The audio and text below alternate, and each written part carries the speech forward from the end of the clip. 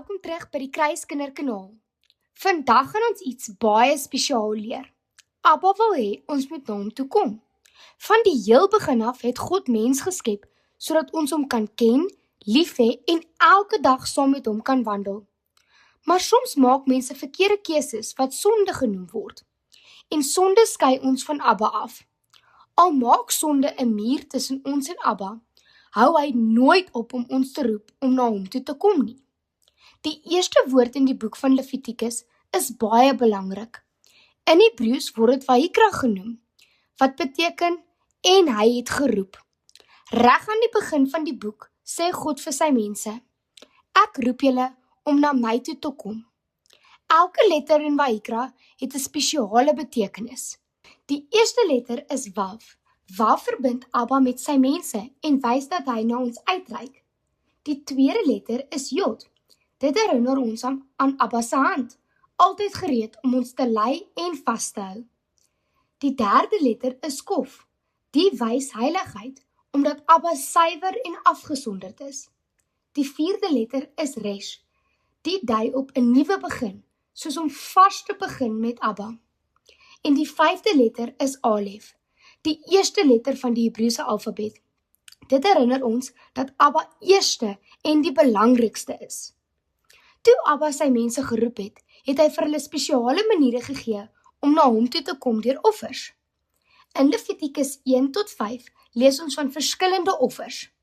Elke offer het die mense geleer oor sonde, vergifnis, dankbaarheid en aanbidding, en almal het vooruit gewys na iemand groter, Yeshua. Niemand is gedwing om hierdie offers te bring nie. Offers was vrywillig. Dit bedoel, jy kon dit bring as jy wou. Soos ek voorheen genoem het, is daar verskillende offers. Die eerste offer is die brandoffer. Dit was 'n dier wat heeltemal op die altaar verbrand is. Dit het heeltemal totale oorgawe aan Abba getoon. Dit was soos om te sê, God, ek wil my hele lewe aan U gee. Vandag kan dit wees soos om te sê, God, ek wil U gehoorsaam en volg met my hele hart, selfs wanneer dit moeilik is, soos om eerlik te wees by die skool, of om iemand te help wat alleen voel. Die tweede offer is die graanoffer. Die graanoffer is gemaak van fyn meel, olie en wierook. Die graanoffer dui ons totale afhanklikheid op Abba aan. Ons gee alles oor, ons besittings of enige iets wat belangriker as Abba geword het, byvoorbeeld 'n TV-program. Mense het 'n deel van hulle werk, hulle daaglikse brood, as aanbidding aan Abba gegee. Ons moet besef, alles kom van Abba af, en niks is belangriker as hy nie. Vandag herinner dit ons, dat ons self skoolwerk, huiswerk of klein dade 'n manier kan wees om Abba te aanbid, wanneer ons dit met 'n blye hart doen. Die derde offer is die vredeoffer. Die vredeoffer het gegaan oor dankbaarheid en nabyheid met Abba. Dit word ook die dankoffer genoem. Deel van die offer was vir Abba, en 'n deel is in 'n ete gedeel.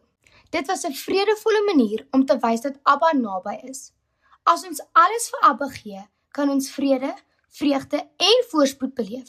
Daar is 'n heelheid in alles, ook in ons verhoudinge.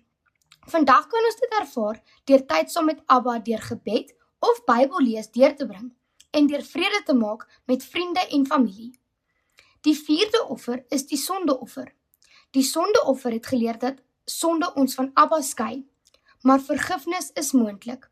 Vandag wanneer ons foute maak, soos om te lieg, kan ons verskoning vra by Abba en by ander, net soos die Israeliete hulle offers gebring het. Die vyfde offer is die skuldoffer. Die skuldoffer het mense gehelp om dinge reg te stel as hulle iemand verkeerd gedoen het. Dit herinner ons dat wanneer ons iemand seermaak, ons moet probeer om dit reg te stel deur verskoning te vra, te help of te herstel waar ons kan. Vandag kan dit wees soos om verskoning te sê aan 'n vriend of 'n broer of 'n suster wat ons nie vriendelik behandel het nie. Al was hierdie offers belangrik, het Abba iets selfs groter in gedagte gehad. In Jesaja 43 vers 21 tot 44 tot 23 beloof God om mense te skep wat hom prys en eer bring. Hy beloof om hulle sondes volledig te vergewe. Daardie belofte is vervul in Yeshua. Die skrywer van Hebreërs 10 verduidelik dat al die offers in Levitikus so skade wees was wat na Joshua wys. Terwyl diereoffers elke jaar herhaal moes word, het Joshua gekom as die volmaakte offer, een keer en vir altyd. Deur hom kan ons met skoon harte na Abba toe kom, enige tyd. Hebreërs 10 vers 22 sê ons kan met opregte harte, vol geloof na Abba toe kom. En Hebreërs 13 vers 15 sê, ons kan offers van lof bring, ons dankbaarheid, vriendelike dade en aanbidding. Selfs Joshua leer in Matteus 5 vers 23 tot 24, dat om na Abba toe te kom nie net oor offers gaan nie. Dit gaan ook oor ons verhouding met mense. As ons kwaad is vir iemand of hulle seer gemaak het, moet ons eerstens vrede maak. Om ander lief te hê is deel van aanbidding en dit help ons om naby aan Abba se hart te wees. Vandag kan dit wees soos om 'n vriend te vergewe wat jou seer gemaak het, verskoning te vra aan 'n broer of 'n suster, of met iemand te deel wat alleen voel. Wat beteken al hierdie vir ons vandag? Abba sê steeds, Vayikra, ek roep jou. Hy roep ons om na hom toe te kom, deur verskoning te vra wanneer ons verkeerd doen, ander te vergewe wanneer hulle ons seer maak, om te prys met ons woorde en dade, en ander te help en lewens te lei wat hom eer. Die beste nuus is dat Joshua die pad vir ons gebaan het, om enige tyd na Abba toe te kom. Ons het nie meer diere of altare nodig nie. Elke keer as ons bid, iemand help, Abba dank of 'n vriend vergewe, antwoord ons sy roep en sê, hier is ek, Abba. Ek wil naby U wees. Kom ons bid saam. Abba, dankie dat U ons roep om na U toe te kom.